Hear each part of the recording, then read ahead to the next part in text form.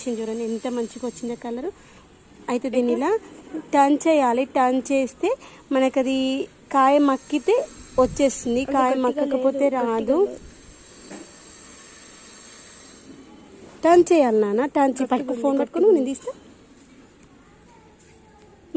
చెట్టు వదిలేసి ఫోన్ మంచి 2 చేతులతో పట్టుకో. ఇదిగోండి కాయను మనము ఇలా టర్న్ చేయాలి. అబ్బా చూడండి మక్కింది. ఇలా టర్న్ చేసి, అబ్బా దేవుడి పుణ్యాన ప్లీజ్ ఎంత హ్యాపీనో. నా పింక్ కావాలి, నా చెట్టు పింక్ కావాలి అనుకున్నాను, పింకే వచ్చింది. I'm so happy.